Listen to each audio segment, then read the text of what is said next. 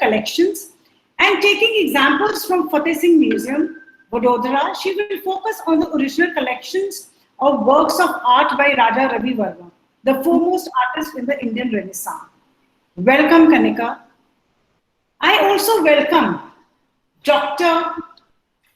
Dr. Lamay Chand Da, Assistant Professor, Prabhu Jagat Bandhu College, Kolkata, without whose help this webinar would not have been possible. He is the technical person behind this webinar, and he is helping us to coordinate the program. Thank you very much and welcome to this program, sir.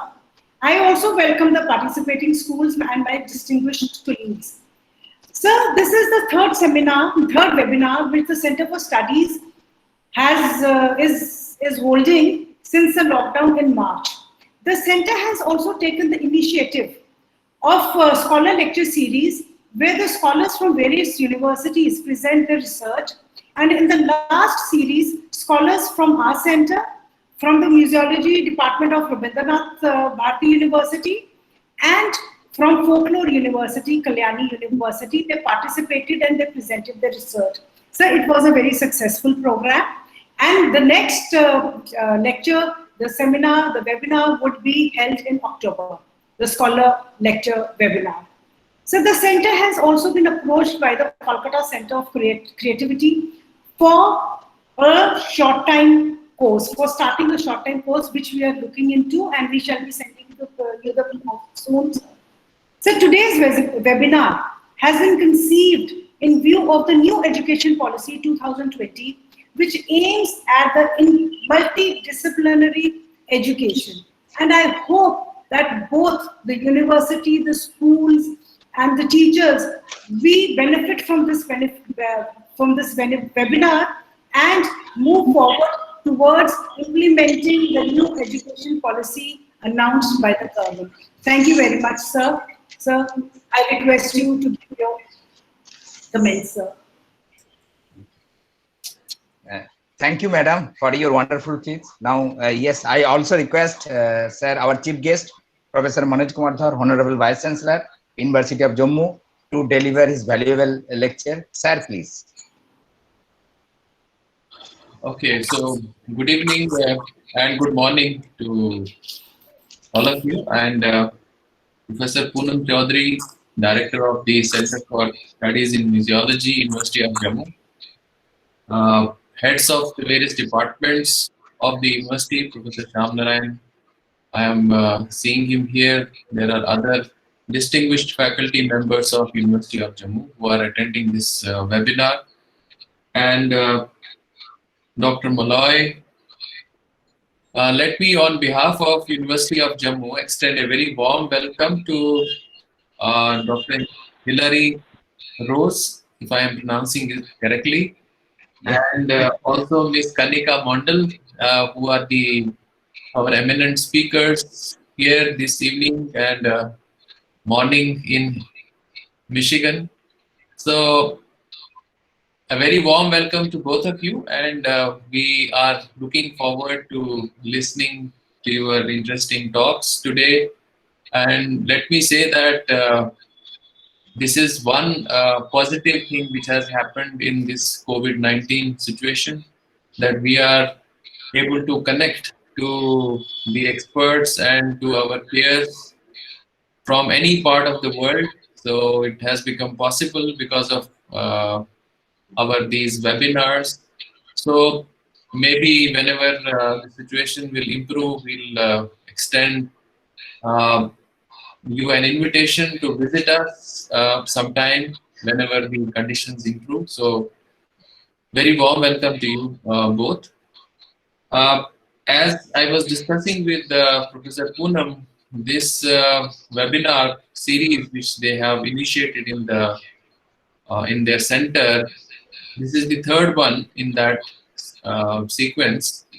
And I'm really pleased to see that the Center for Museology Studies has taken lead in this pandemic time, and they are involving different stakeholders, especially today school children and the faculty from the schools is being invited and is part of this webinar.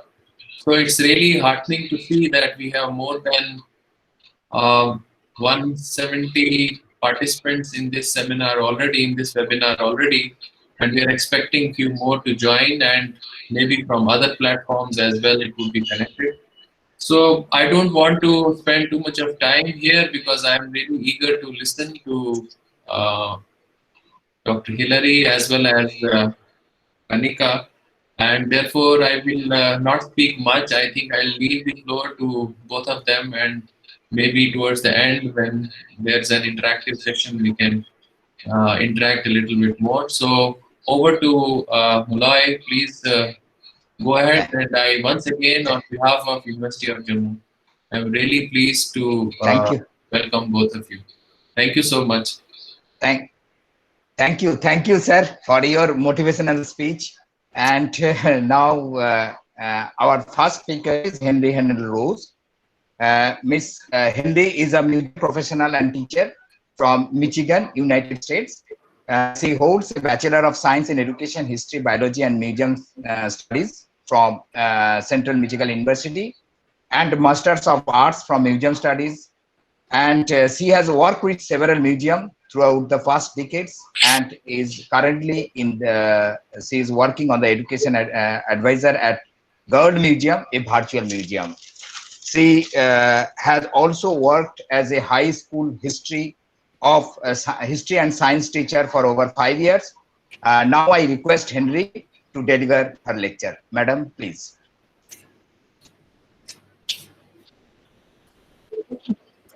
Thank you so much. I'm going to present my screen, so hopefully you can all see it.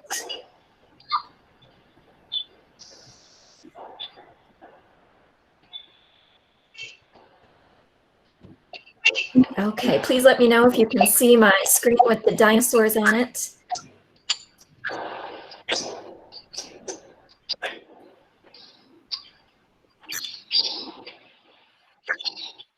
Yes, ma'am.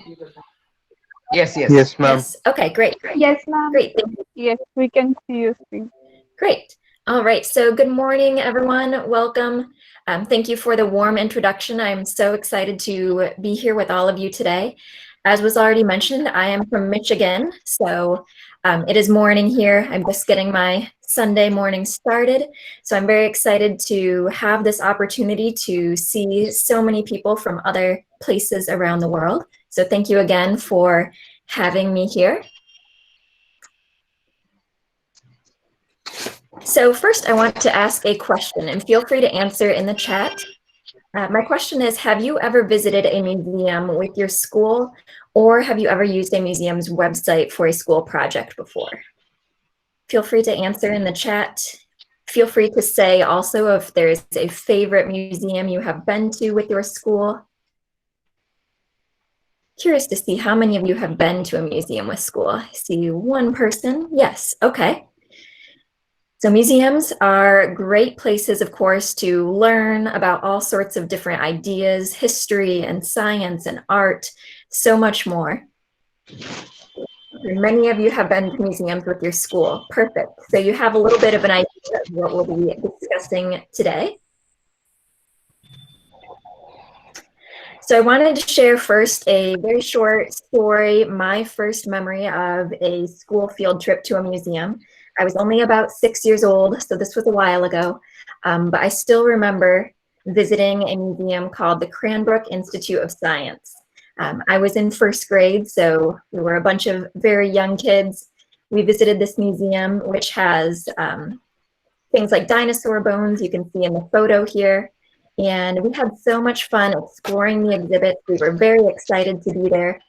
And then after we looked around the museum, we also were able to sit down and see a presentation from the museum staff. They helped to rescue animals at this museum as well. So they brought out several live animals like owls and bats and snakes, and taught us all about these animals. And these are types of experience that we really could not have had in our classroom at school. It would be very difficult for the museum to bring this dinosaur skeleton to our classroom. It would be very difficult for them to bring the live animals to our school classroom. So it was really a great opportunity for our class to go to the museum and see new things, have new experiences. And again, I learned so much, I still remember it many years later. So museums can really have a great impact on our educations.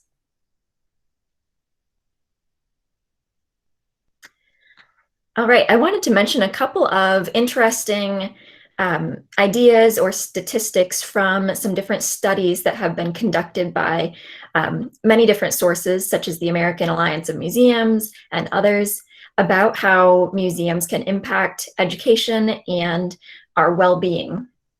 So one study showed that students who attended a field trip to an art museum, they experienced increased critical thinking skills, historical empathy, and tolerance. So those are all great skills to be building that museums can help to support in our students. Another study showed something similar, that children who visited a museum in kindergarten, so when they were maybe 5 or 6 years old, they had higher scores in reading, math, and science. So again, very helpful piece of their educational experience. Many sources also like to say that museums are considered more trustworthy or reliable than other sources like newspapers, the government, books, even your teachers. So museums can be a really great source of learning new things because they are seen as so trustworthy and reliable. And outside of education, there have also been a couple of studies done that have shown that museum visits are actually good for your health. So that could be another perk of visiting a museum. One study showed that people who regularly went to museums had lower blood pressure. So that's a good thing. Another study showed that people who regularly went to museums tended to have longer lives. They lived longer. So if you haven't thought about visiting a museum lately, it might be beneficial for your health to regularly attend museums when you're able to. All right, so how can museums and schools work together? That is our big question this morning. Can anyone tell in the chat, how do you think a museum and a school could work together? Feel free to share any idea. What could a museum and a school do to work together?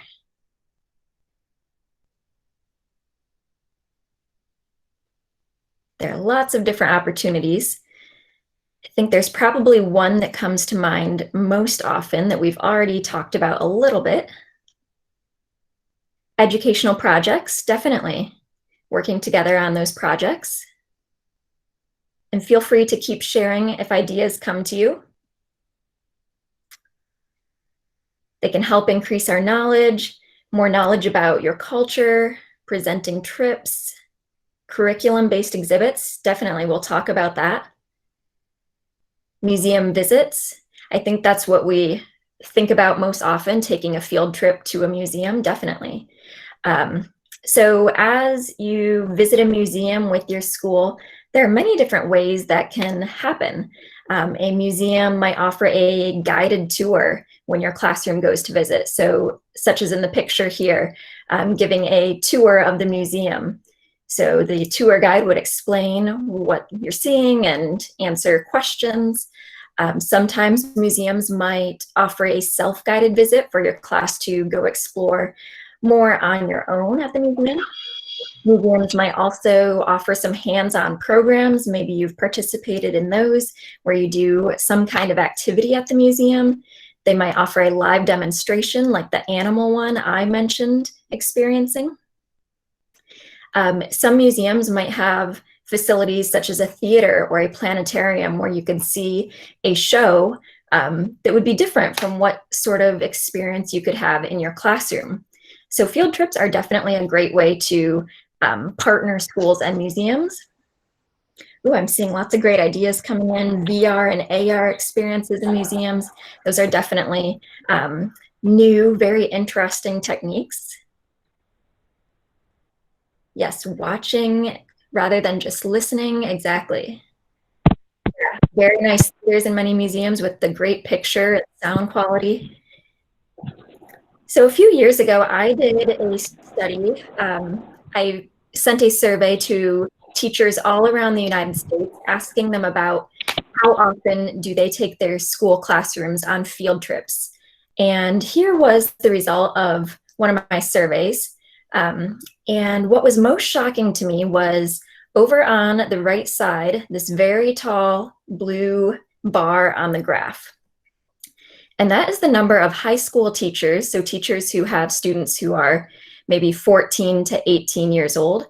Most of those high school teachers took 0 field trips with their students. They did not take their students outside of the school to visit a museum or go anywhere else. So that was really shocking to me, because as a high school teacher myself, I love taking my students out of the building, going to a museum, going to a local park, visiting other places. So I thought, how could museums work better with schools to help support their students?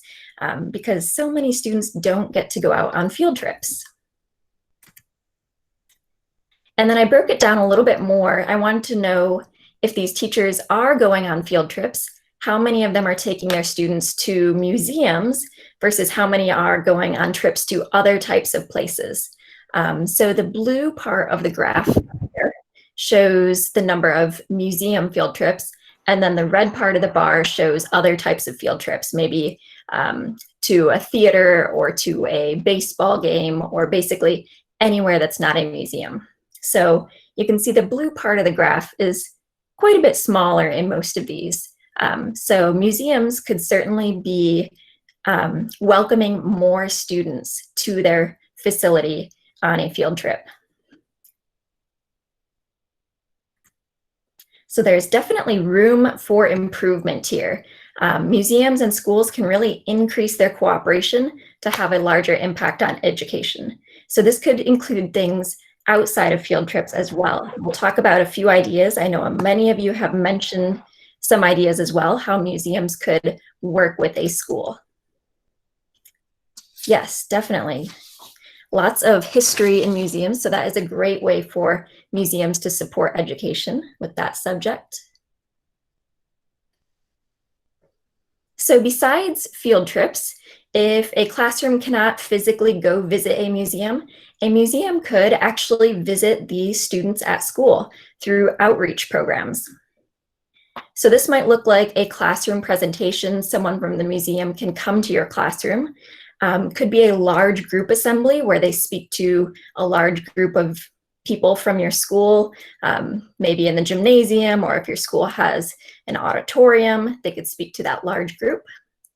Some museums also offer after-school programs. Maybe they have a science club at the school that's run by a local museum. That would be a great opportunity. Lots of museums also offer some kind of exploration kit where they send in the mail a box of some artifacts and some resources to the teacher, and then the students can use those in the classroom. And then also community events. So such as the photograph here, a museum brought a collection of fossils out to a community event so that people who haven't visited the museum, they could still see some of the things that museum has while they are participating in this other type of event.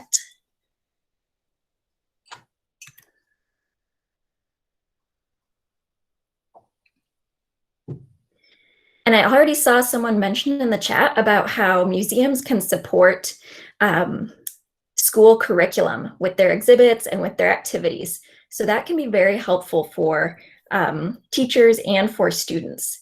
So museums can align their programs and their exhibits with the curriculum topics and standards. So what sort of ideas and topics are being studied in class right now? Let's say you are studying, let's say, photosynthesis in science class. A museum could put together an exhibit that shows how that process works. And it could be a very interesting hands-on exhibit to really get students thinking about how that works. Museums can also support curriculum by providing training to teachers so that they can learn more about a certain topic.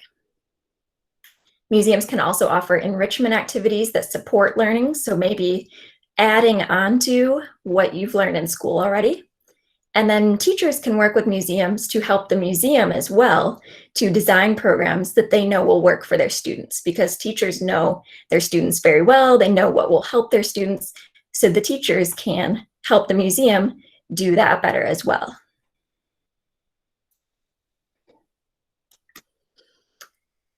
Some students are also not getting their education in a traditional school, but are homeschooling.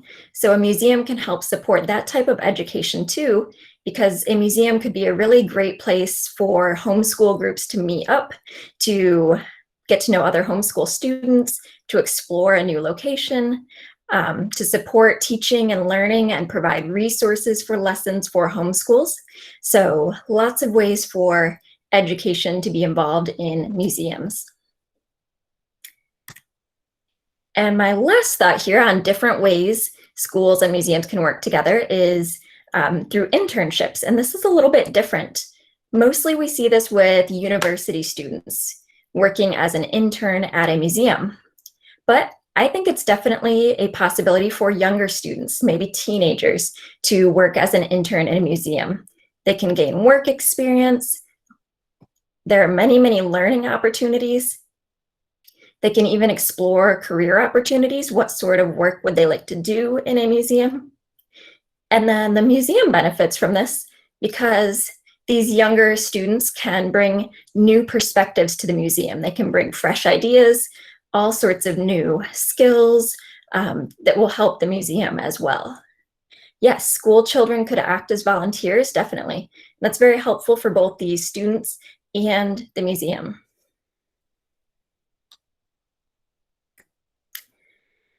So my second question I wanted to answer is, what are some reasons for school museum partnerships?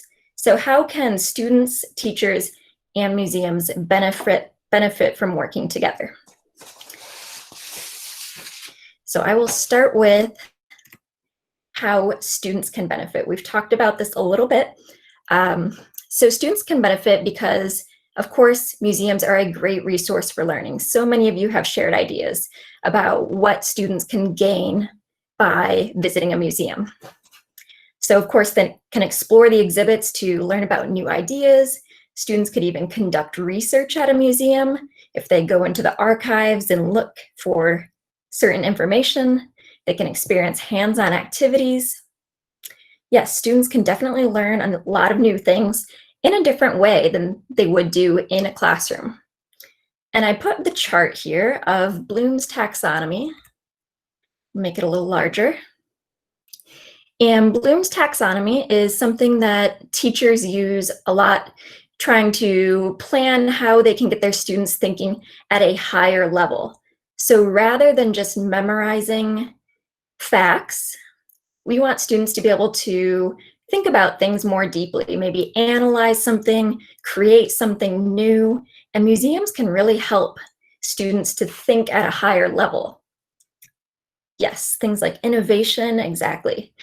So down at the bottom of the pyramid here, we have this idea of remembering. So if you go to the museum, you read the little tag that's next to the painting, and it tells you what year it was painted, who the artist is, a little bit of information. You could maybe memorize that, you could remember it, but you don't really do much more than that with it. So that's at the very bottom level of the pyramid here. We're going up to the very top where it says to create. That would be to produce new or original work, such as designing something, investigating something, constructing something. And museums could help with this higher level of thinking by allowing students to really get involved, maybe design a new technique in an art museum, or investigate something in the archives to come up with a new theory or idea. Yes, so building analysis skills, definitely a great opportunity for museums to support students in their higher levels of thinking.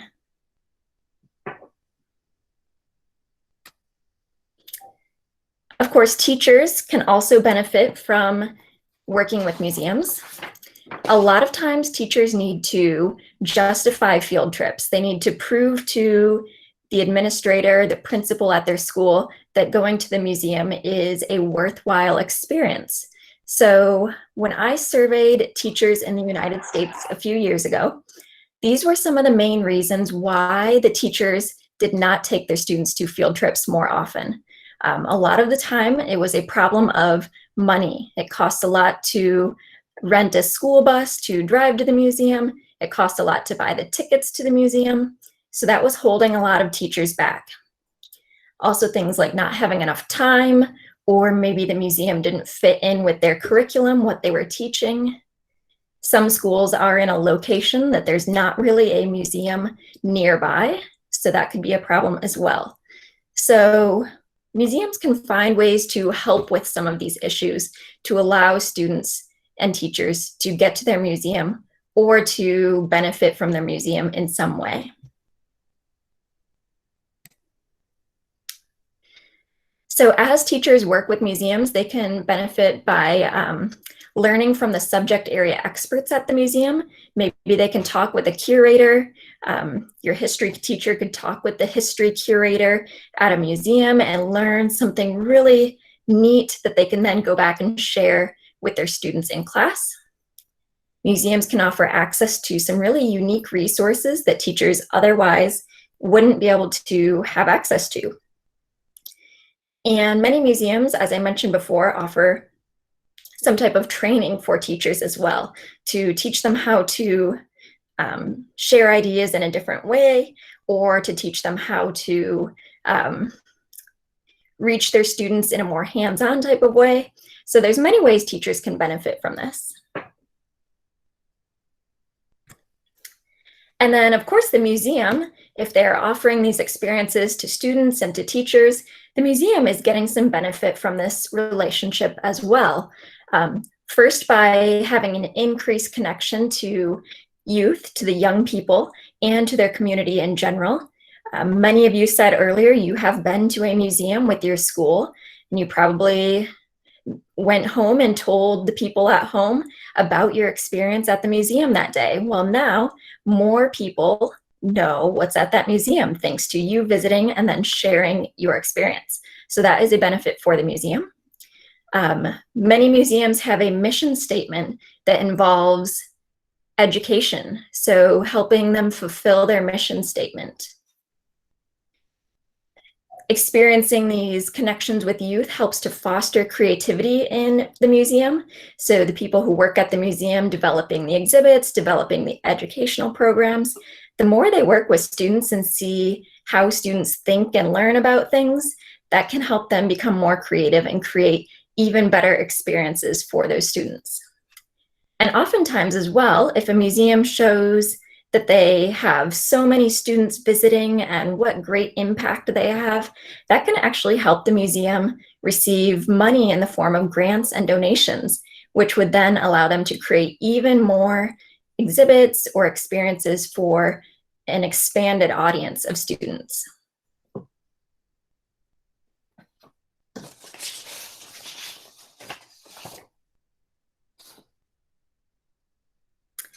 And the third question I was asking was, could multiple museums work together to partner with schools? I was thinking about this because I used to work at a museum in Detroit, Michigan, the Detroit Institute of Arts, and I noticed when I went to work there every day, there were a lot of other museums nearby that I could walk to. And I thought, wow, wouldn't it be great if students could visit more than one museum all in one day and experience many different things? Yeah, could be very interesting, right?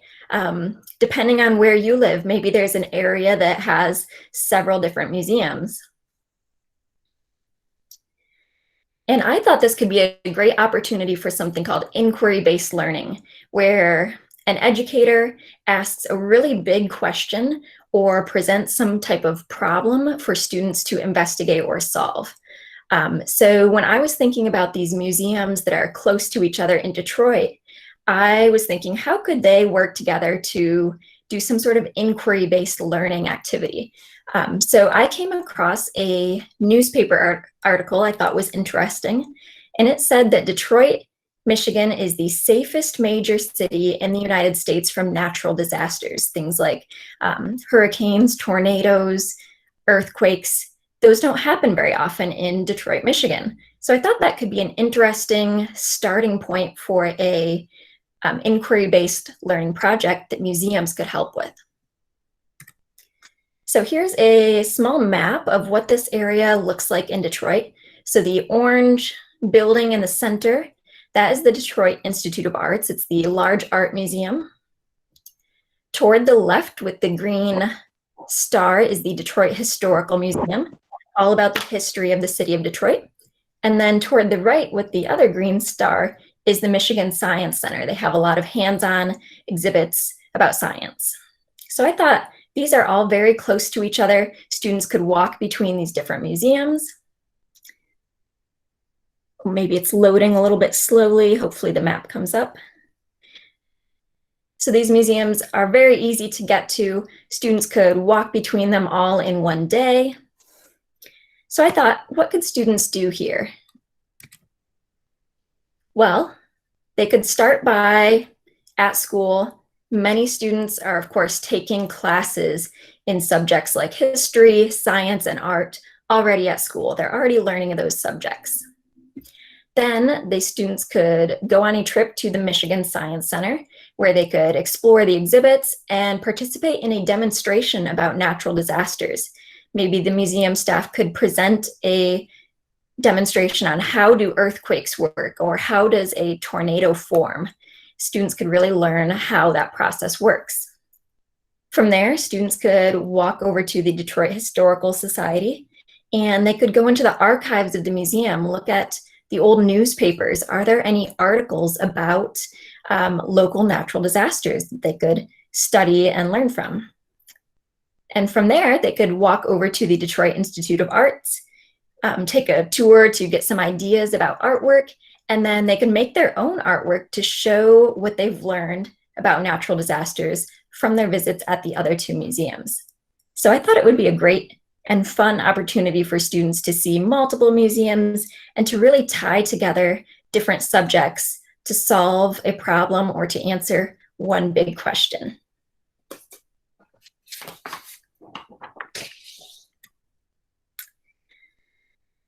And the fourth question, something that we've probably all been thinking about more recently with the COVID-19 pandemic, how could museums participate in virtual learning? I know a lot of students where I am at are doing all of their schooling online. So museums need to adapt to this. How can a museum support students who are learning online and teachers who are teaching online?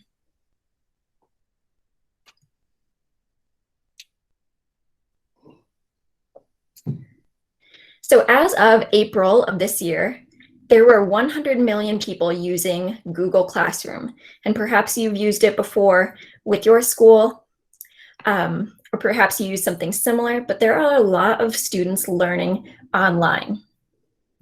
So I thought this would be a great opportunity for museums to create something for students to access virtually. So I did a quick Instagram story poll of teachers, and I asked them, teachers, would it be helpful if museums provided Google Classroom ready activities or assignments that required little to no prep on your part? Would you use them with your students? And 94% of teachers said yes, they would use those. Teachers are looking for ways to partner with museums to provide digital online resources to their students. So I have just a couple of examples. We'll skip to the examples of a way that museums could support learning digitally. So here is one digital activity example. This was created in Google Slides. So a student could receive a copy of this from their teacher. It has instructions on it. It would have a live link here where a student could click and go visit a virtual exhibit on a website. And then the student would come back here, and in these gray boxes, they would type their ideas to go along with this activity. So a student could interact with the online exhibit and then share what they've learned through this activity and submit it back to their teacher for grading. Something else that museums could create could be an asynchronous digital tour. So asynchronous meaning that a student or a teacher could access it any time of day. They don't need the museum to be open at that time. They don't need someone from the museum leading them through this live. They could access it anytime. So this is like a fake museum gallery. I just put a bunch of different random objects in there. And a student could click on each of these and it would take them to learn more about that artifact. The museum could also create an audio tour. There's the little audio button down here where they could hear a recording of someone at the museum telling about this mammoth skeleton. Yes, there could definitely be a 360-degree virtual museum tour as well, if a museum has the technology to create one of those, definitely. So there are many ways that museums can offer digital tours of their spaces as well. And besides the asynchronous versions, museums could do live virtual tours as well. So this would require someone at the museum to lead a tour of the museum on a live video. We can see an example of a classroom with young students here, watching a video up on the screen of someone at the museum, showing them around. They could ask questions, go back and forth and have a conversation with this person while being in their own classroom, or maybe even at home if they are learning virtually.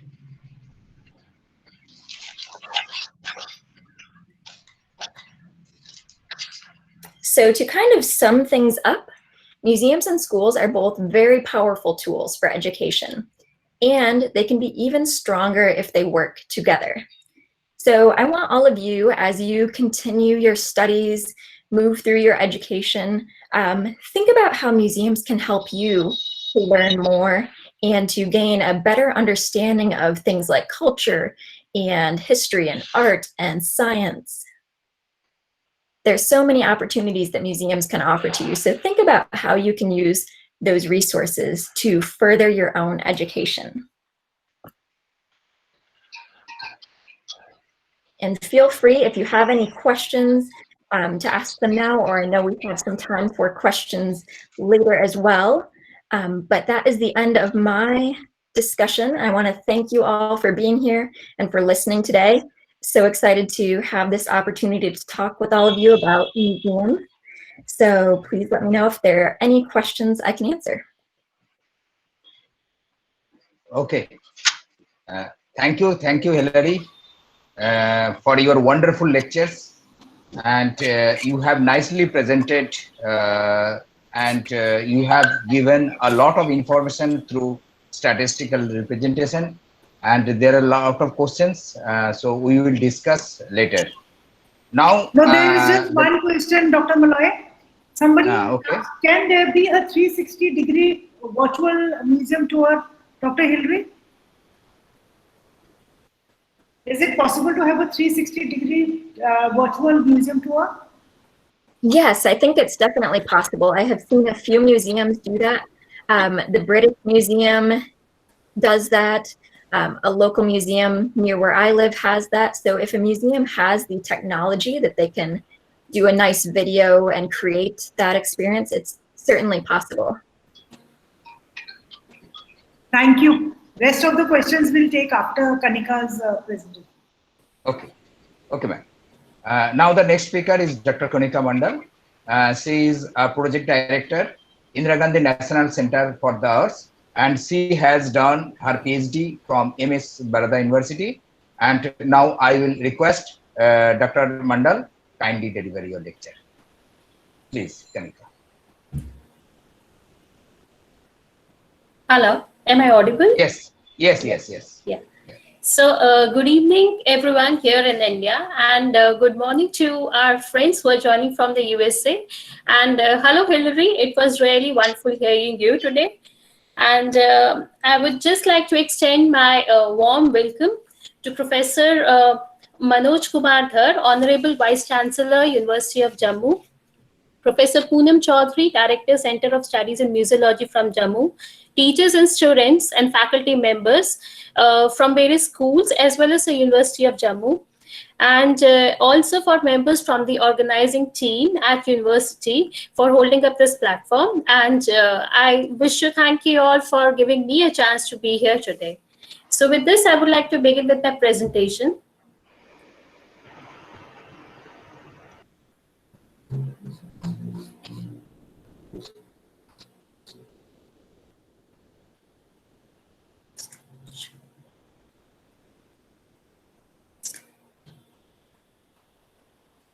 Okay.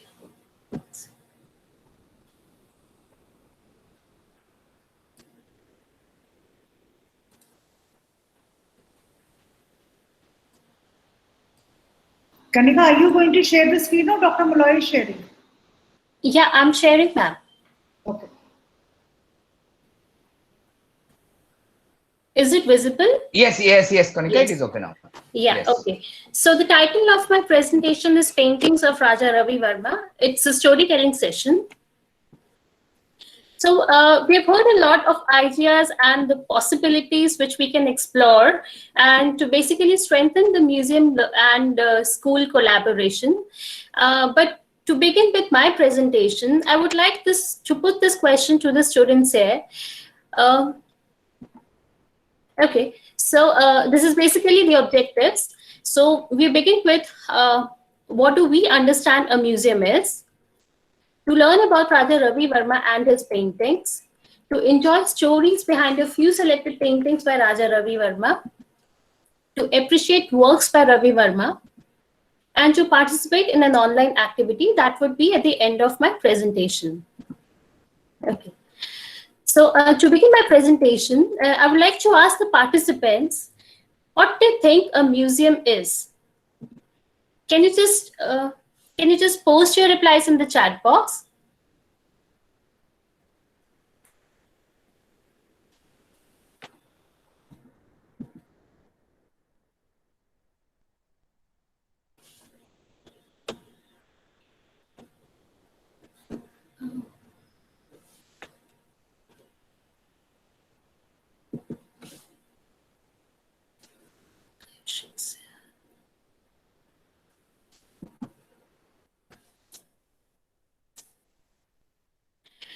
Okay. So I believe we have a lot of replies there. So we've seen that museum actually is a place. It has multiple meanings. Some people believe that it's a place where we can see things from the past. Then we have preserved culture. It's a place where we preserve culture, cultural objects. So we see that it has multiple meanings. Now I'm going to talk about Maharaja Fateh Singh Museum. So Maharaja Fateh Singh Museum is basically a museum based. It's located in Baroda. This is an image of the museum. Okay. So this was basically a school for the royal children, and it was converted later on to a museum in the year 1961. And since it was actually done by one of the Gaikwad rulers, Maharaja Fateh Singh Rao, and that's how the museum is named after him.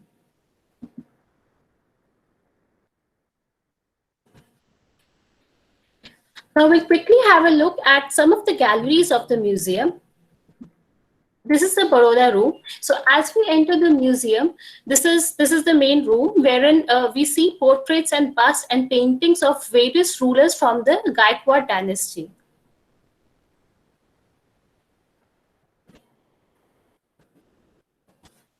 This is another room which is called the Raja Ravi Verma Gallery, the artist which we are going to talk about today.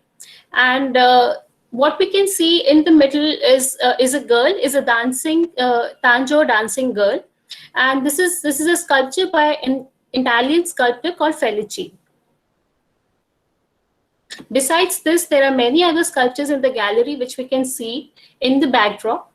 They were also made by Felici.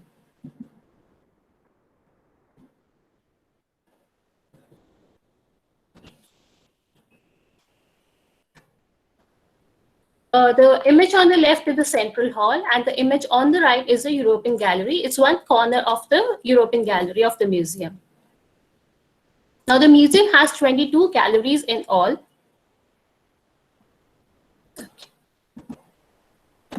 Now, a bit about the Gaikwads of Baroda. So they were the erstwhile rulers of Baroda state, and in fact, they're still the rulers. So, which we can see the portrait of Maharaja Sayajirao Gaikwad III. Now there is even a story about how he became a Maharaja of Baroda. So the Maharani Jamna Bai was married to Khande Rao, the one of the ruler from the Gaikwad family, and he died very early, and that was a time when she was expecting, and obviously as per our cultural traditions. If she would have given a birth, she would not have a heir to the throne, and that's what happened. So she was bound to adopt, and that's what she decided, that she would adopt a child. And now, in those days, in the days of the British rule, adoption rights were not given easily. So she perhaps had to convince the British rulers, and she got the adoption rights. And then she decided to adopt a child from who is a direct descendant of the Gaikwad lineage. And that's how they had these three brothers coming into the Baroda state, and all three of them were they were invited to stay at the palace for 10 days. Now it so happened that there were these three brothers. So one was Dada Sahib, the other was Sampat Rao, and the third one was Gopal Rao. So all these three brothers were actually observed by the Maharani to see that who would be fit to pick up the throne and be the king here. And it was so observed that Gopal Rao, after 10 days of staying in Baroda, was asked that what is the reason that you have come here? So in fact, this question was asked to the other two brothers as well. Now, Gopal Rao was so young, but still he was so wise enough to say that I've come here to rule. So basically, it was this word and his insights that attracted Jamna Bai, and she adopted him. And then he was given training, and after training for 6 years, he became the king of Baroda.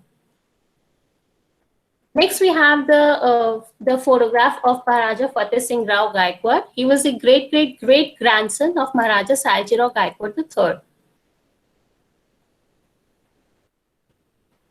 Now, this is another painting by Raja Ravi Verma of Maharaja Fateh Singh Rao when he was young, 2 years old. Now, this painting is in the Maharaja Fateh Singh Museum.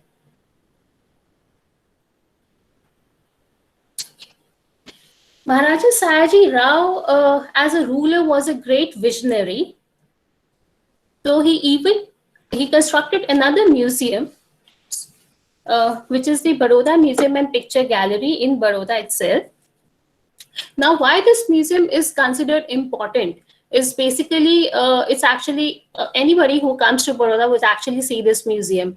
Now, in those days, the practice of establishing a museum for, you can say, a museum designed for the purpose, a building specially created to be a museum, was not too much in fashion in India. So inspired by the European practices, this Maharaja Sayaji Rao decided that he should build a museum for the people of Baroda state, and that's how this building came up.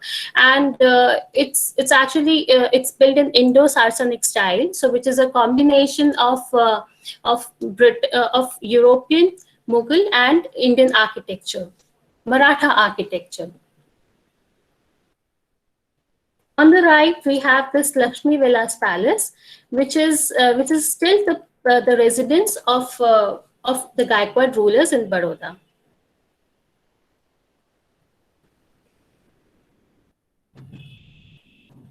Now we would see a few of the main collections of the museum. The first one is the toy train. So as we step into the museum, our first halt is this toy train. Now, why is it called the toy train? Because it's a miniature model of the toy train. And this used to be, the royal children used to come in this train to this school. As I said, the Fateh Singh Museum was initially a school. So from the palace, it used to be a 3-kilometer run, and they used to sit on this train engine and come to the school. And later on, this engine was donated to the Vadodara Municipal Corporation, and it was even repaired by inviting some foreign steam engine experts. So this is the miniature model of that. And for students, it would be interesting to know that this they must have heard this Shami Kapoor song "Chakke Pe Chakka Chakke Pe Gaadi." So it is the sung Shami Kapoor is sitting on this engine and singing the song.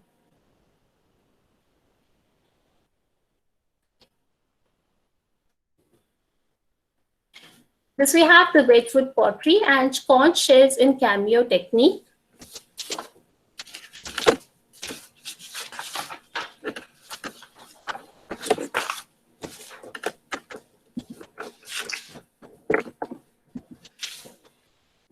Besides these, we also have some Japanese and Chinese porcelain vases in the museum.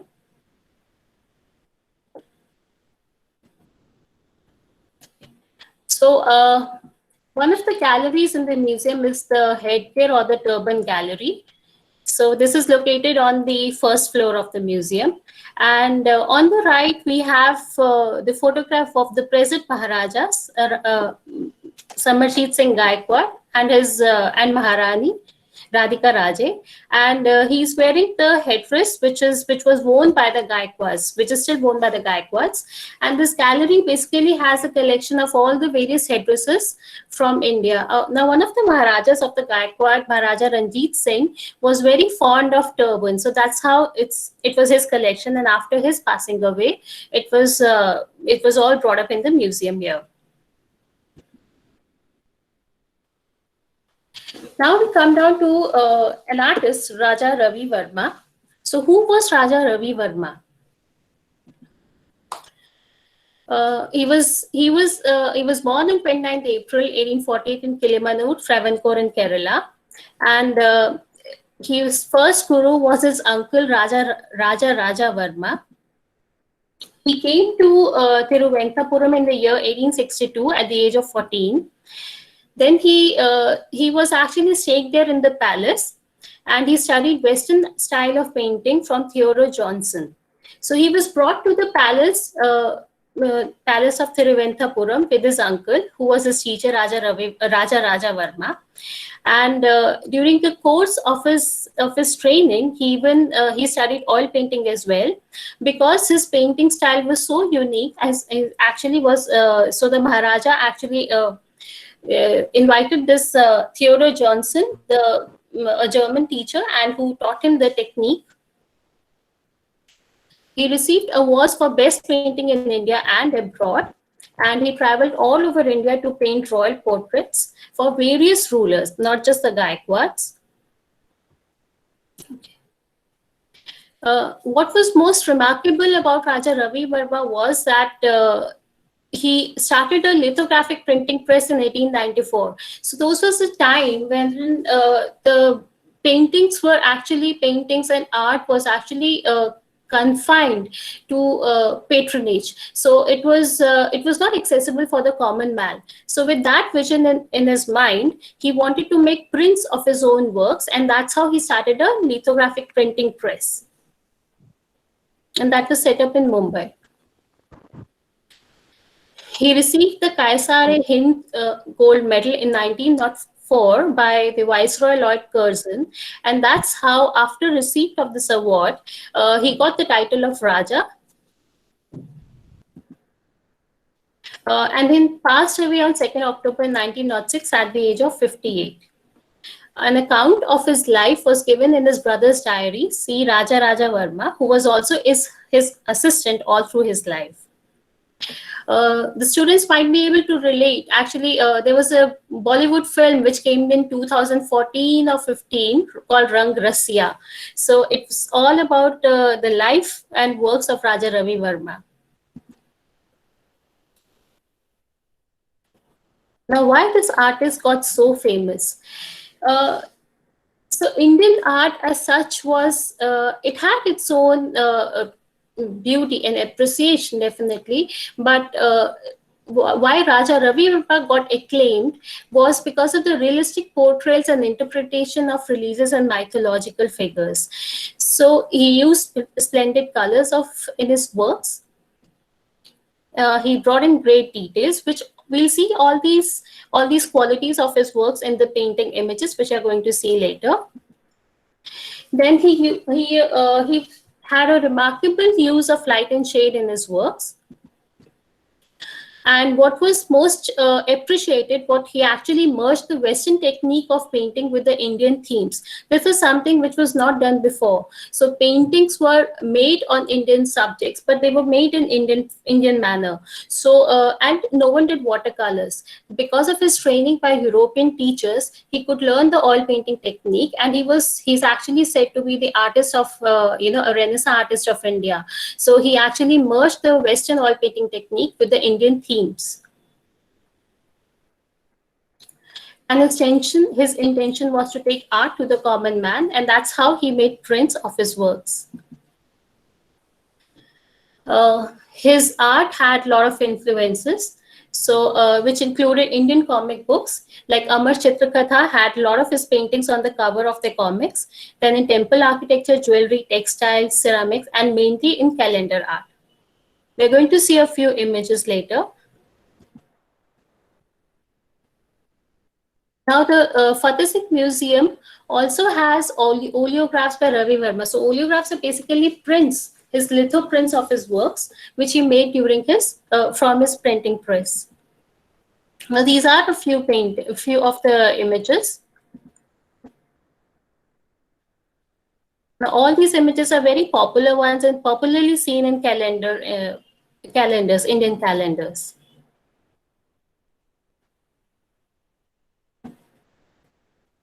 This is Radha and Madhavam, one of Ravi Verma's painting.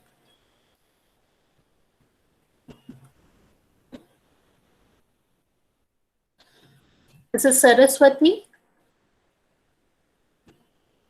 And this is Lakshmi. So basically, it's believed that images of these gods and goddesses were actually taken in from Ravi Verma's painting only, and became a part of popular Indian art and culture.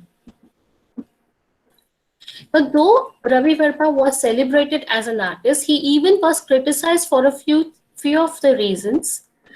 So we'll see that there was stiffness in some of his portions of the painting. So in some of the paintings, this is one portion of one of his painting, Ganga and Shantanu. So we can see that the baby's hand is just folded it's portrayed in a very odd manner, and even the left hand it's out of proportion. So these are certain identifying characteristics of Ravi Verma's original works, that he did not treat the entire area of the painting in an equal realistic manner. Some of the areas of the painting were left unfinished or with less details. So this is a portion of the painting called Bharat.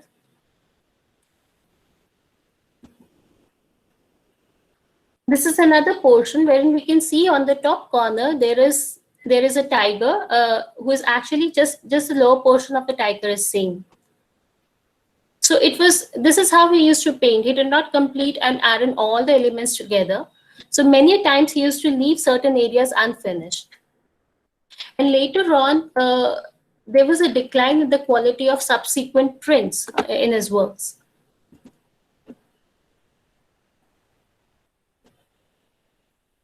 Raja Ravi Verma was invited to Baroda by the Gaikwad rulers. So while he was painting in Travancore in Kerala, in the palace, in Thiruvananthapuram Palace, he was acquainted with Sir Madhav Rao, who was Dewan of Travancore and advisor to the Maharaja of Vadodara.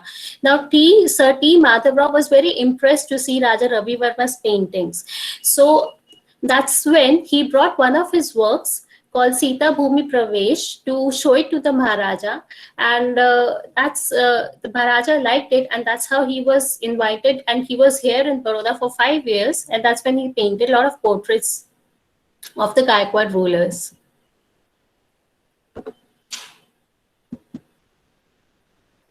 Since he was here, Maharaja was very impressed, so he was even allotted a studio here. And this particular studio is right now in the Maharaja, in the Lakshmi Vilas Palace compound. And now it is being restored by the Indira Gandhi National Center for the Arts. And Raja Ravi Verma's biggest collection in the world is actually is there with the Maharaja Fateh Singh Museum Trust. They have more than 44 or something works of art, original works of art by Raja Ravi Verma. Now we're going to see a few paintings by him. This is the painting I spoke about. So this is Sita Bhumi Pravesh.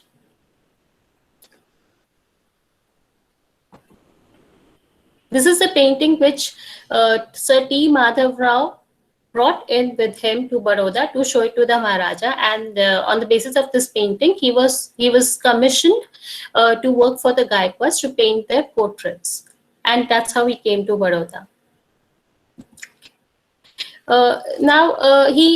Since he painted mythological scenes, so they were scenes from the epics Ramayana and the Mahabharata. So this is one of the scenes wherein Sita when she is not accepted by her husband, and she's taken by her mother Bhumi, and we can see the male figure of Rama sitting on the throne, being questioning her, and in the background is his brother Lakshmana and two children, twin brothers, Love and Kush, along with two sages, standing depressed.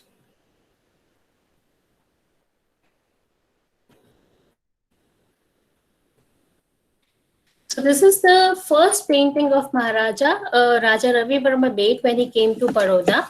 So this is when he came to throne in on 28 December 1881. So this is that moment which was captured by the artist. Now, Maharaja Sajirao Gaikwad III was a great visionary.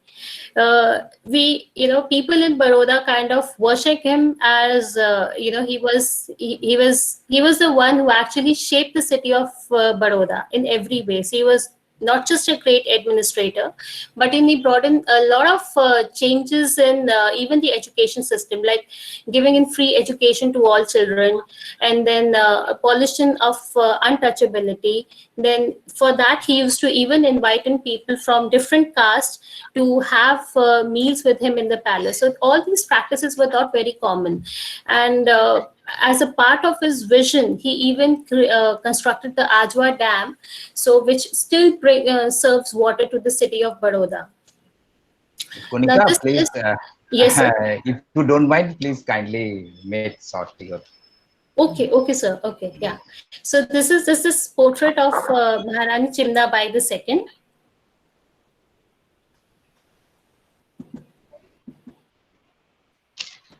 Now this is Ganga and Shantanu. So this is the moment. So Shantanu was married to Ganga, and she married him on the condition that he would never question her on her actions. So she gave birth to 7 children, and all the 7 children she had drowned. So this is the 8th child. When she's about to drown him, Shantanu could not stop himself as a father, and he comes to stop Ganga.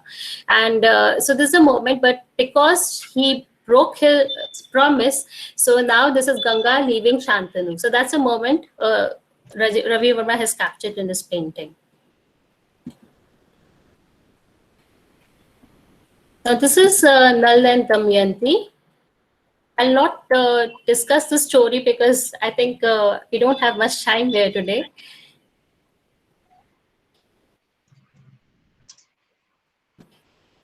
This is Shakuntala writing a letter to Dushyant.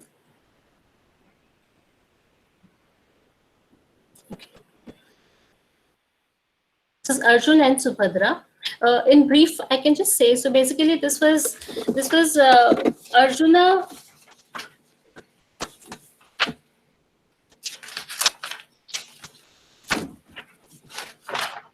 So can I take the story or should I leave it? Just Okay, okay, okay. Fine, fine, fine. Okay.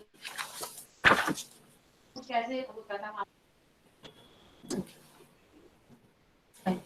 So this is the painting of Bharata. So it's believed that from this particular painting, the name Bharat was adopted. Okay. So we can go to an activity sheet now. So this is an activity sheet which I would request all the participants. I'm sharing the link in the chat box now. So you can just start solving and then we can see the response. Is that okay, sir? yes, yes. Okay. So just share it in the chat box. Yes, sir. I'm doing that. Okay, okay, okay, okay.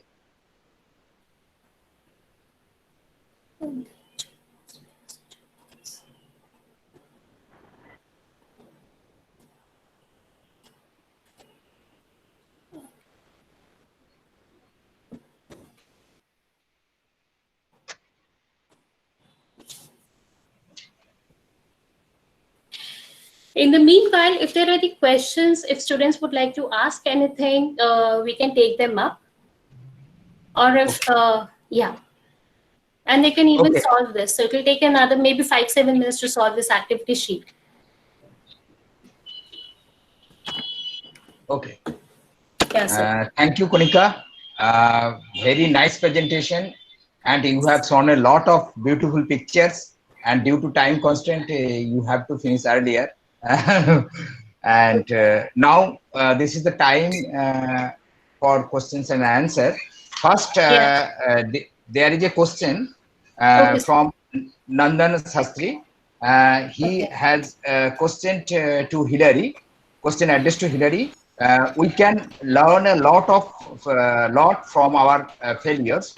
How is your experience in this context? How we can evolve a strategy for more meaningful visit of school children? Hillary, please. Yes, that is a great question. Thank you for asking it. When I was working at a children's museum, when I first started there doing their education program, not very many schools were coming to visit on field trips. And so I had to find out why. So I did a survey. I asked teachers who taught at local schools, asked them why they were not bringing their students, and found out a lot of great information, what was holding them back. And then once more students and teachers started coming to our museum on field trips, I sent a survey to them after their trip, asking what they learned, how we could improve. So I think communicating with the teachers is very helpful in building a more meaningful visit for school children, to find out what they really need from their museum experience and what museums can do better. So I found that communicating with teachers was really the best way to create those meaningful visits. Thank you. Thank you. Very nice. And another questions from the Bandana Sharma, Principal JK Public School. In present times, virtual museum visit is also an option. Most probably, is it an option in present time? Virtual museum visit is an option or not? Sorry, what's that question for me? In present time, virtual museum visit is also an option. Yes. So a virtual museum, I think, is a great opportunity in this time because it can be open any time of day to anyone with internet, no matter where they are located. So I think that is a great opportunity for right now. Okay, especially due to, in this pandemic situation. Yeah. Okay. Very nice. Malik, Yes, sir. Yes, sir. Yes, sir. Can I come in? Yes. And the question I have little submission for both the speakers. One is that the first one is to Hillary. Hopefully, I'm audible to you, Hillary. Yeah. So, see, nobody would deny the importance of a museum in school education. Now we all know that it contributes to critical thinking, empathy, and a student's cultural capital. But one point that you missed in your slide, and I think you must include, is that it is the museum at a school level which becomes the starting point for engagement in the local history. That is possibly one of the greatest contribution that the school and the museum can do. And that was missing there in your slide. You must include that one. But the problem out here is, and I think the problem would be same there in your region as well, that how do we do that? There are two ways of doing it, because one is the museum also must have a structured program for school children. Most of the museum do not have, and also there is a need for even inclusion in the school curriculum of the museum visit. So till the time these 2 points are synchronized, I don't think we would be making much headway in this direction. So we have to, the museum and the school must come together and work out a plan by which it goes into. And possibly, as I keep underlining, one of the important part of the museum is how to initiate the engagement with the local history. And Poonam's museum can be one of the best examples. The museum which she has set up, and anybody who comes to this, if nothing else, that becomes the beginning point for engagement in local history, and later on it grows among as they grow. So how do we do that? This is one. And can I ask a question to Konika? Yes, yes. Konika, see, you were talking about Raja Ravi Verma, and in the process, you spoke about the influence that the colonial administrator had on him. Yeah. Yes, sir. I think Yes, sir. please verify, because as far as the initial training of Raja Ravi Verma goes, he was trained there. He was a student of JJ College, Bombay. And initial training is started there in Travancore itself. The colonial administrator that you refer to, he was helpful in encouragement, in the sense that giving wider publicity to his art. I do not know whether how much he taught them, because nobody. I have also. I'm a great fan of Ravi Verma, and I've read quite a lot about it, but nowhere does it is referred that possibly he was educated by some Western teacher. Okay. In fact, his entire training was done there in Baroda JJ School, Bombay. Bombay, and there he learned this, and the fusion of European and Indian sensibility together. That is his one thing. Also, when you are talking about Ravi Verma, possibly we would not be able to appreciate Ravi Verma as the greatest contribution that he made to art, in the sense that he was the first person who brought this lithographic to the masses. He ensured that they became affordable to everybody. And that became the beginning point of art becoming the what is called the subalternization of the exotic art. So these two things you would tell me better. But now I would like to hear from Hilary first, and then how do we go about it? Sure. That is a great point. I know as a young child myself, I became interested in local history by visiting a museum. So I definitely see that being a good point.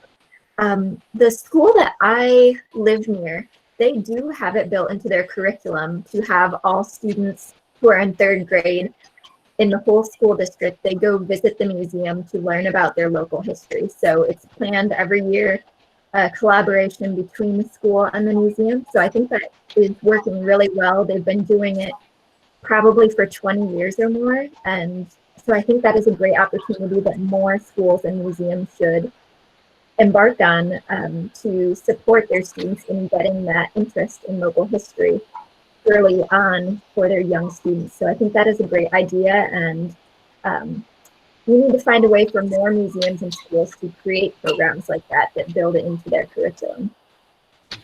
Sadly enough, we do not have any, this is not part of our school curriculum at all. Yeah, hopefully we can change that someday because it's such a great experience. Poonam is working possibly, she keeps inviting school students. So that is something that must be underlined. That is what we are trying, Shyam. We are, Yeah, we are trying very hard to involve the school children, and I'm trying to make museums interesting for school children. That's what you said. That is why I keep inviting them, and of course, we need to work out with the school education also to involve it as a part of the curriculum. I totally agree with you, and we work together and work towards making it a part of our curriculum. And with this education policy, I think it is going to be possible. Yeah, and let me, Poonam, also let me tell you, in most of the Western countries, I mean, visiting museum is one of the essential part, integral part of the school curriculum. And that is one of the reasons why they have been able to, because these children over a period of time grow into tomorrow's historian. And it is engagement with the local museum that most of the brilliant local history has been produced. But here, and here in our country, schools run on a structured curriculum. The moment there is anything outside that curricula, nobody would be interested. And neither the student nor the parents of the student. And therefore, they are not encouraged. But I think I have been able to ignite the spark because I see lots of messages in the chat box, children saying that it is very informative and we need to go to the museums, make it a part of the curriculum. So these are the children who are speaking. I hope that we have made a mark by initiating this lecture series, and we have benefited a lot by what Dr. Hillary has said, and of course Kanika's presentation has been also very interesting about Raga Ravi Varna. Let's see, let's hope for the best. This is just the beginning. This is just the beginning. I would like to add 2 points here. As Hillary had brought a lot of examples of the way things are outside India, and I'm sure the practice with is very different. When it comes out to India, 2 things which we can really start off is inviting in teachers to museums, and then explaining and trying to working out the curriculum links, the common aspects which comes out to be the strength of the museum, as well as which can solve their curriculum needs as well. So that's how the school-museum collaboration can be strengthened. And definitely, as Sir Shyam sir even mentioned that, the visiting museum is it's still not a part of our culture here in schools. So that's something which really needs to come up, which really needs to be strengthened. And I'm sure, like as ma'am pointed out, Poonam ma'am is doing a great job there. So we hope that the change would happen and come soon now. The problem is not there with the school only. Even the museum do not have any specific program for the school children. Most of our museums are general. I mean, often on, and the level of understanding, the kind of thing they should be exposed to, that needs to be thoughtfully worked out. And this will not happen till the time museum also goes to school. It becomes part of it. On that, I feel that, here in India, what we need to strengthen also is strengthening the education department in the museum. Because once we have people, we have people to think about it. So that's when the whole thing is going to start.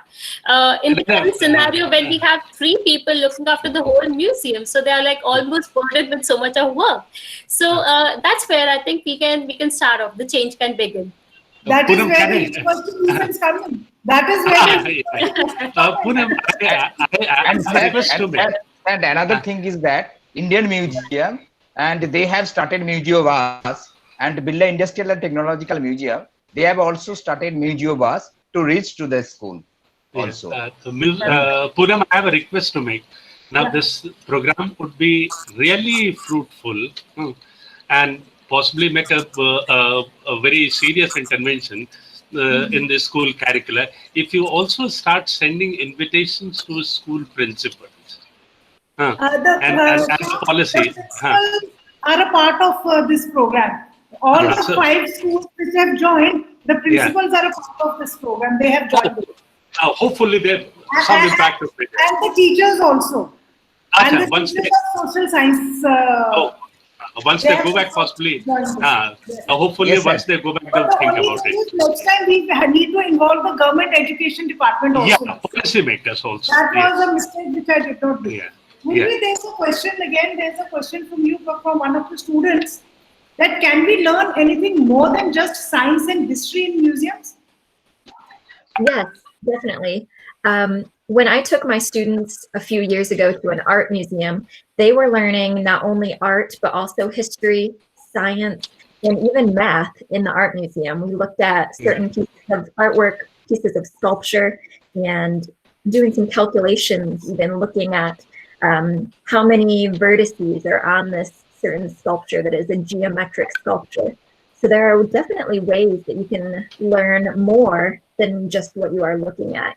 Learn more about math or science or art. Even if you are looking at something in a history museum, there are many ways you can learn much more. There's another question from Jasmeet. Can we museum tour online? Yes, of course. We can, Jasmeet. Okay, there is a suggestion from Ananya Rathi. Maybe she says that we can form a petition about involvement of museums in schools. Ananya Rathi is from which? Hello.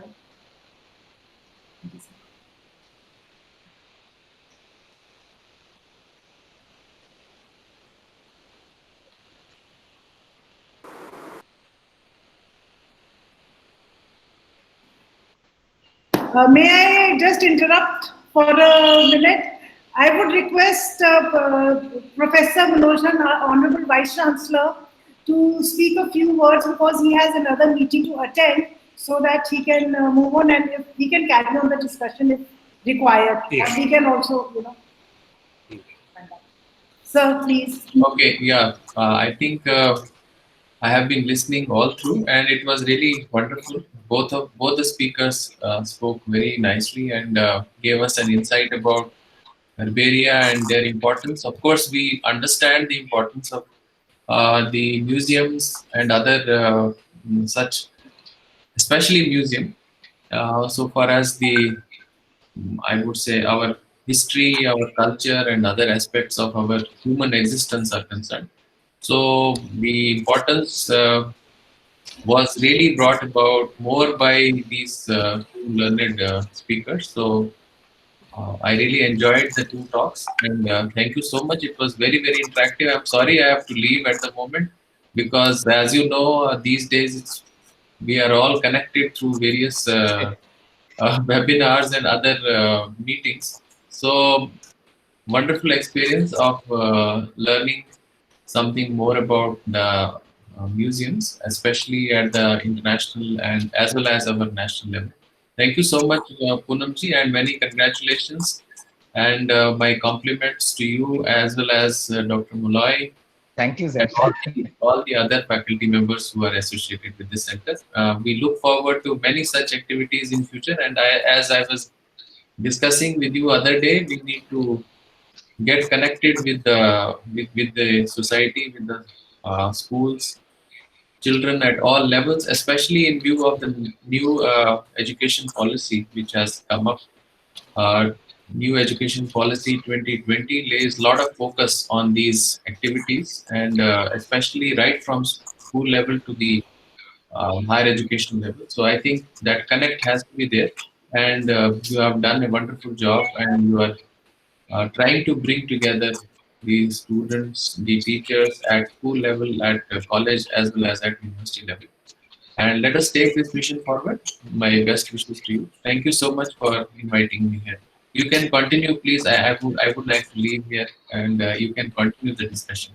Thank you so much. Thank you very much, sir. Thank you. Thank you very much for the encouragement, sir. Okay, sir. Thank you.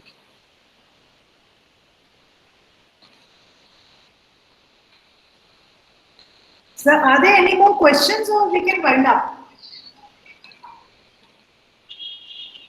We have lots of suggestions coming in that as a student we should have many more webinars like this.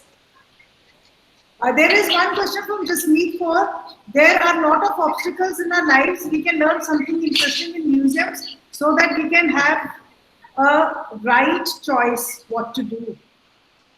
Very interesting, Jasmeet. So I think, thank you, Hillary. Thanks a lot for agreeing to come to this webinar at such a short notice and giving us this time. And I hope we continue this interaction with you. We continue working together in many more webinars, and we work towards, a partnership between schools and museums. And we keep seeking your guidance in this. It would be very, very useful to us. And Kanika, thank you very much for such a lovely presentation of Raja Ravi Verma. It was so interesting. I mean, we have seen these in posters. Shyam, I remember. Yeah. So all my childhood memories came back because I remember seeing them in these calendars and these posters, all these paintings. In fact, most of the pictures of the deity that we have is basically borrowed from him. Ravi Verma. Yes. Yeah. Yes. I wish I had a few more minutes to talk more about the paintings, because that was the focus, basically, talk about the stories there. But yeah, I hope next time. Poonam, you can have a full lecture on collection of Ravi Verma painting. Definitely. We were planning to have 2 webinars actually, but then we thought, why not have both of them together? So that is why this webinar, but we will have another one. Yeah, they've asked Konika to make a full presentation on. Sir, actually, we have started a scholar lecture series, and then we have also expert lecture series also. I went for her Viva also. Thank you, ma'am. Dr. Shyam, thanks to Namaita. Otherwise, without please. not possible. Namaita, without you, this webinar would not have been possible. And these participating schools from Meerut, from Bulandshahr, and from Jammu. I mean, we are really grateful to JK Public School, to KC Public School, of course, KC Gurukul, Bangalore International.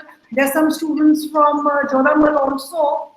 So we are really grateful to these, and principals of KC Public School and Bangalore International and faculty of KC Gurukul was present, along with their, so they were present and they were listening to the webinar. So Shyam, please, formal vote of thanks. Yes, ma'am. Sir, yes. I am a very poor It will be, sir, happy ending. Happy ending. See, You have said in the end, Shyam, you have to. No, please. Malay, continue, please. Sir. Okay, sir. On behalf of the Center for Studies of Museology and University of Jammu, first of all, I extend my most sincere thanks to our esteemed Vice Chancellor, Professor Manoj Kumar Dhar, who spared time from his visit schedule to grace this occasion. And special thanks to Professor Samnaran and other distinguished faculties who are here from Jammu universities and others university. And we are also grateful to Henry Hanel Rose and Dr. Kanika Mandal for their valuable speech as a resource person. And I also wish to extend my thanks to Professor Nimaida for his kind cooperation to conduct this program. And I also like to give special thanks to principals and teachers of KC Public School, JK Public School, faculties of KC Gurukul and Benyon International School, Bulandshahr UP, Cluster University of Jammu, and the students and faculties of other universities and other school also. And thanks again for being with us, and hope to see you again. Dr. Hillary, I'm sorry, we are not letting you go. There is one more question for you. There's a student who's asking, museums only contain ancient objects, or do any museum, or is there any museum where we can see and learn about the things which we can see in our future? Great question. We definitely think of museums having very old objects in them, but a museum that comes to mind that thinks more about the future is the Museum of Science and Industry in Chicago, here in the United States. They have a lot of great technology-based exhibits, and many of them look toward the future, things that we can look forward to. So I think some museums do offer that type of exhibit that is very different from our traditional ancient objects that we think of in museums. So certainly there are museums thinking more toward the future. Thank you. Shyam, Yes. Malloy, we have somebody Yes, from ma'am. Port Blair also. We have somebody from Port Blair also. Thank you very much. We have a wide audience. And thank you, man. Thank you, Professor Dipankar Sengupta also. He is watching our program. Oh, Professor Thank you very Sengupta, much. are you? I would like to add, Sir? just like to extend my thank you here to the University of Jammu, Poonam ma'am, and Professor Sanjay Jain as well, who's still my mentor, and for giving this platform today. Thank you. Thank you so much. thank you. Welcome, pleasure. Thank you. Yeah. I hope, Hillary, your experience was good. I hope you enjoyed. I did very much. Thank you to everyone here and for the students asking so many great questions. I really appreciate the opportunity to connect with people from all around the world. Thank you for having me. Thank you very much. We would be definitely in touch with you. Thank you very much. Okay. Okay, so now it is over.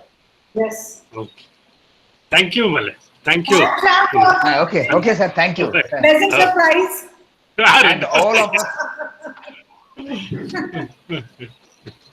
Okay.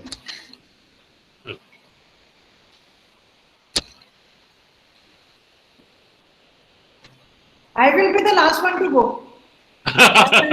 Yes, I am also. Yes.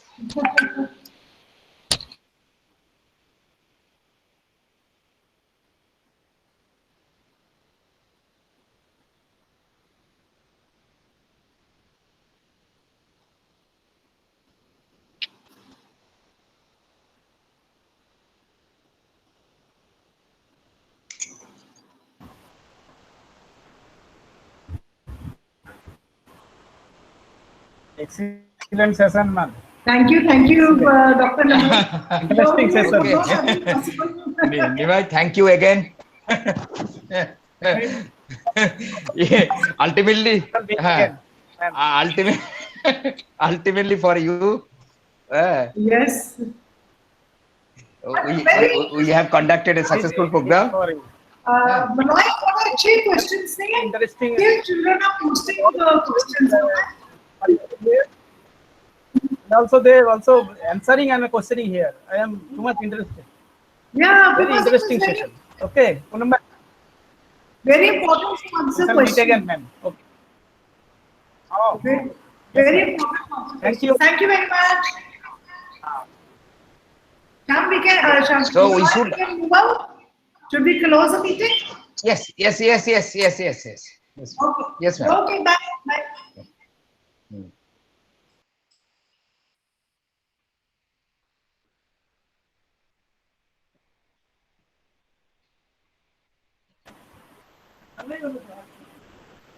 Malay sir, session is over.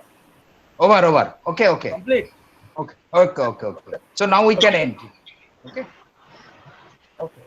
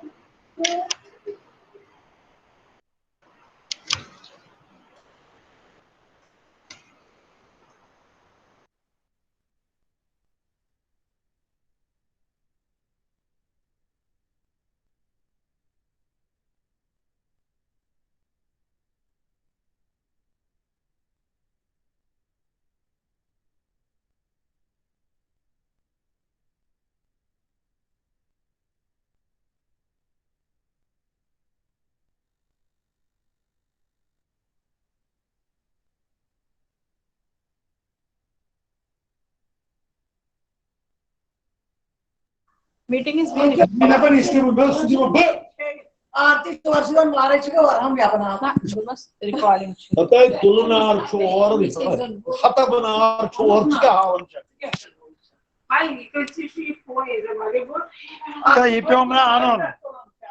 Ipena utra esse bail hansa magas per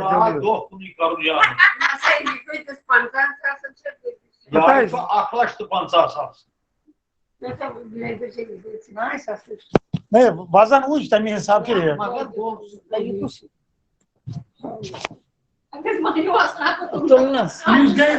Açın goş yi. Como ne halaktıs? Yakmış sayın Bir şey yapar da mi mız karın ya bachan ki jon ki Marcus dedi. Sayın ol hasayı bol. Değerli de ne de ses tral ses. Hayır ne yapalım? Ama işte. Ate bakalım. Ya o I'm very thankful to all of you. That's The education policy has been changed and now the museum will be here. जो लोग कौन ही होय उसको करो आसुएं आसुएं वापस सासु cover आने We will talk तेरी with आत्मा government of education department. जो मैं करूँ तो ये बन बहुत मोहब्बत में सर मैंने गलती की मैंने आपको भी बिठाना था नहीं डैड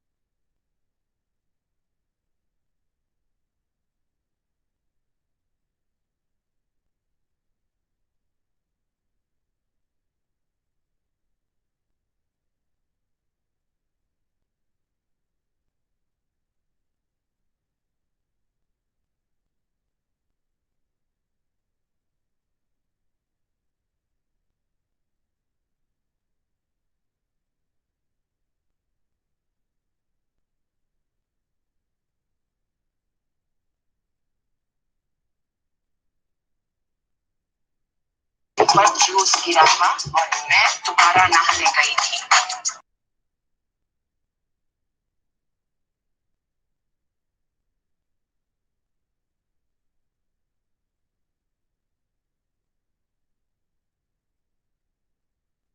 आई थी तब रसोई में